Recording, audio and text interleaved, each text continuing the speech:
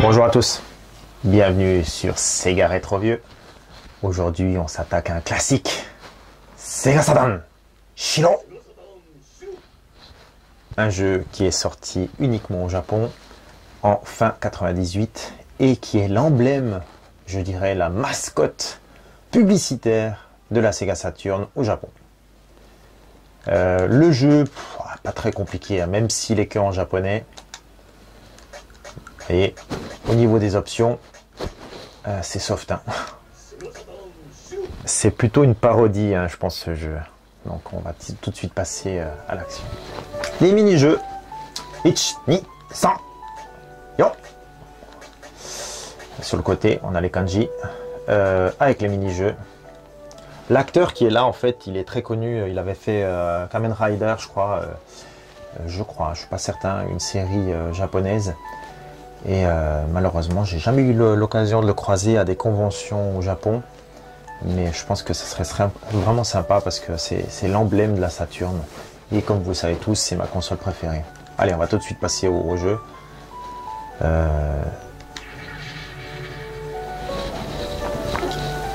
Oula, ouais. Ok. Allez, là c'est tous les petits jeux qu'il y a. On va directement prendre ça. Donc là, on a les commandes.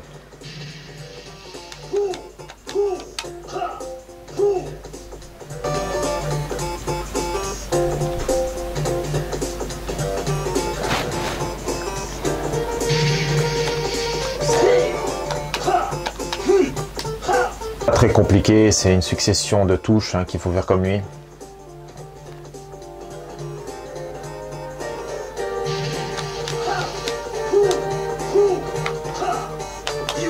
Ah, je me suis trompé.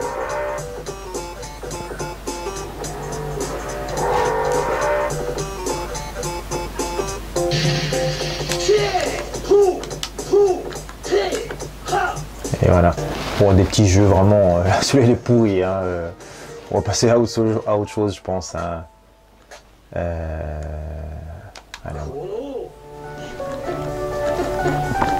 on va faire celui-ci. Ah, je me suis brûlé. Vous voyez, il n'y a même pas d'explication. Hein. Voilà, game over. Ça pardonne pas.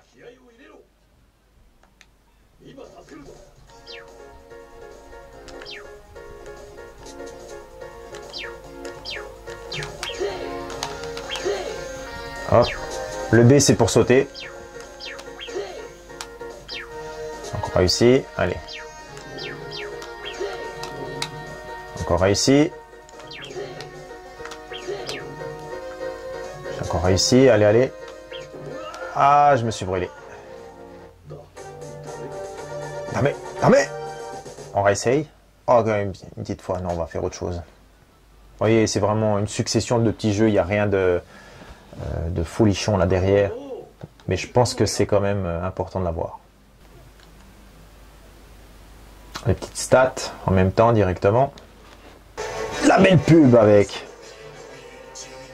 Ça c'est bon. Oh, qu'est-ce que j'aimerais avoir une Saturn de ce type là. Hein. Aussi grande que ça.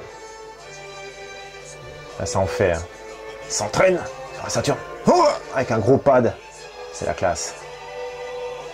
Segata Sanshiro. Segata Sanshiro.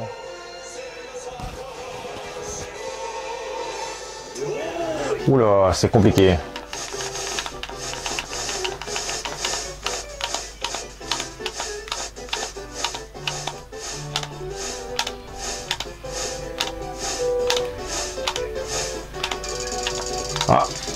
Ok, je me suis congelé. Ok, on va essayer.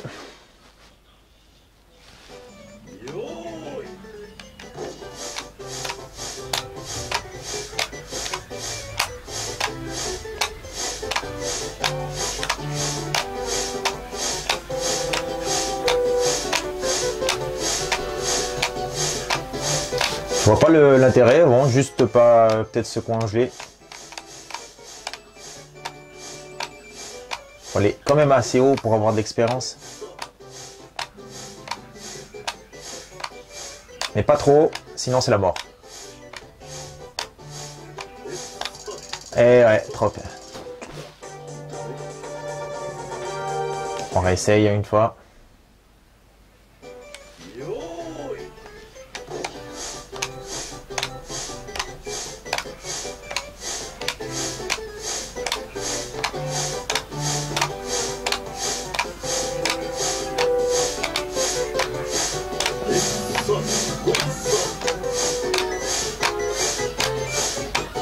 Pas aller trop haut, hein, et on arrive à aller assez loin, je pense.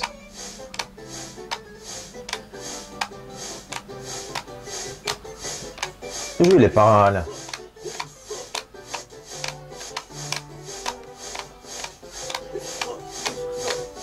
Ça augmente. Ah, je me suis fait avoir. Allez, un autre jeu, et on se terminera là-dessus. J'ai trouvé le jeu aux alentours de 20 et quelques euros. Ça reste un jeu, je pense, qui est important d'avoir dans la ludothèque japonaise. Pour une simple et bonne raison, c'est que ben, c'est la mascotte. Hein. Et tout bon fan de Sega Saturn se doit d'avoir.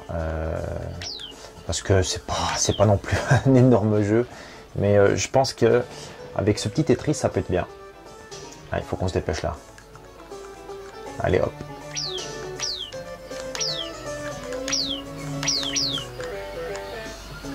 Allez, on va se dépêcher, sinon il va s'étouffer le monsieur.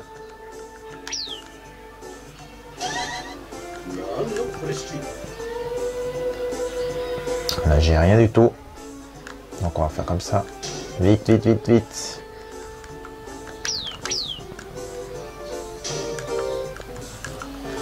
Un petit puzzle là. Ouh là là, faut vraiment que...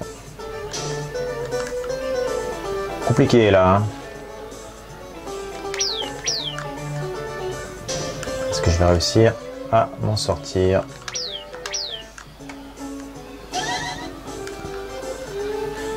« 28 secondes, ça va être très très compliqué. »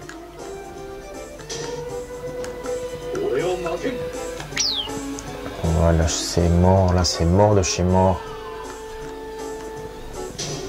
13, 12. Bref, vous l'aurez compris. Succession de jeux, pas facile quand même, mais qui en vaut la peine hein, pour les fans. Give up!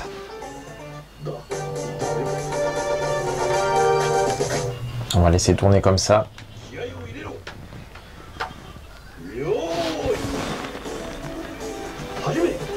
Donc c'était une petite présentation de Segata Sanshiro, un jeu culte sur Saturn. Et là je vais vous présenter en fait en fond mes petits goodies que j'ai acheté et que je trouve assez intéressant pour vraiment ceux qui aiment avoir une petite décoration supplémentaire pour la console.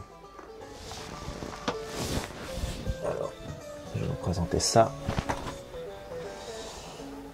avec. Donc on va tout de suite passer là-dessus. Allez, tout de suite la présentation. Ok, donc là on a le Perfect Catalogue qui est donc un livre regroupant les jeux sur Saturn. Là, ils en marquent 1057 hein. Et c'est je pense pas mal pour ceux qui veulent connaître un peu tout la ludothèque de la Saturn. Alors oui, c'est tout en japonais, mais l'avantage c'est que il vous montre vraiment l'essentiel de la collection Saturn, avec notamment les périphériques, comment la console a été développée, les différents modèles, comme celle-ci ici. On a également la Hitachi, premier modèle, et la superbe iNavi Saturn, qui reste vraiment le modèle phare de la Saturn, avec la manette ici. Et ensuite, on a les petites particularités avec le karaoké. Ça, c'est un système que j'ai voulu acheter aussi à un particulier, mais qui n'a pas voulu me le vendre. Donc, c'est une Saturn à l'intérieur et vous avez un compact disque avec pour mettre 21, pas 21, un nombre important de CD à l'intérieur et de faire du karaoké. Vous avez la STV. Et là, celle-là aussi, je la cherche depuis un moment. Ça, c'est une sorte de Saturn avec un lecteur aussi, plusieurs lecteurs de CD en fait. Et c'est payant, c'est-à-dire que c'était pour les hôtels au Japon. Vous mettiez une pièce là-dedans et vous avez un certain temps pour jouer à la Saturn. Ça, c'est très prisé actuellement, c'est très recherché. J'en ai pas vu là sur le net, mais j'essaie d'avoir ça, puis on verra dans le futur. Les accessoires, donc là vous pouvez voir tout ce qui est entre guillemets officiel, les pads et autres, la fameuse souris. Ça je l'ai aussi, je vous présenterai de toute façon une fois avec les pads. Les volants, l'arcade stick duo qui est très recherché actuellement et qui vaut voire un peu plus que son prix initial d'époque. Les cartouches, le floppy disk, un très très bon floppy disk que j'ai ici. J'utilise vraiment comme backup pour avoir toutes mes sauvegardes. Moi personnellement, je les mets dedans directement et comme ça, je perds pas mes données. Le modem japonais qui est complètement inutile actuellement, vous pouvez rien faire avec malheureusement. Et celui-ci il est plutôt rare aussi. Le modem Victor. Ça c'est très très très rare, j'en ai jamais vu moi personnellement non plus. C'est une télévision Hitachi avec la prise ici qui est là. Alors j'ai pas réussi à traduire exactement, mais je pense, si je dis pas de bêtises, que on pouvait brancher exprès sa Saturn dessus, mais je suis pas certain. Vraiment, j'arrive pas à comprendre le principe de ce qui est ici. Le karaoké. Et puis après certaines pubs. Et après ce qui est pas mal, c'est que vous avez la liste entière des jeux avec leurs années de sortie, une petite explication. Donc ce qui est pas mal, ça vous montre vraiment le catalogue très riche de la Saturn avec les années. Et également la dernière année qui est ici.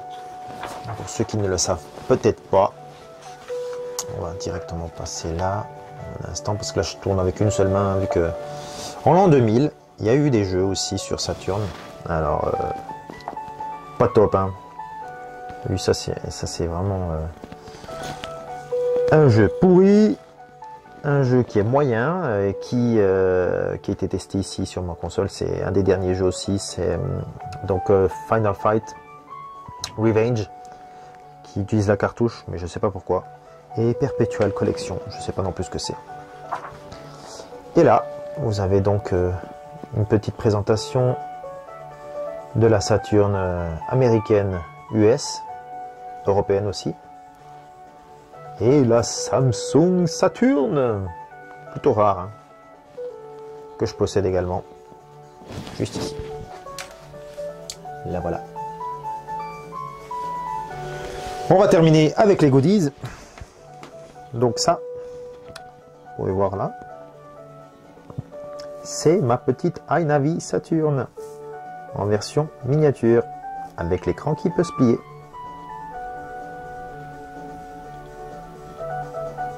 Excellent, non? Vraiment très bon détail. Je trouve ça très joli comme décoration avec même la petite manette aussi. J'ai également le modèle classique, la blanche, ici.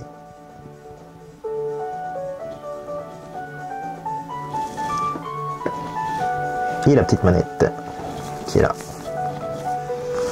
Voilà, c'était une petite présentation de Segata Sanshiro sur Saturn, ainsi que du livre sur la Saturn, Perfect Catalogue, et de petits goodies que je voulais vous présenter également.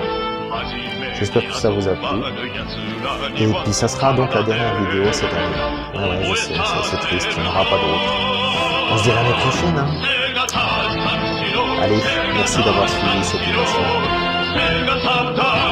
Allez, ciao tout le monde.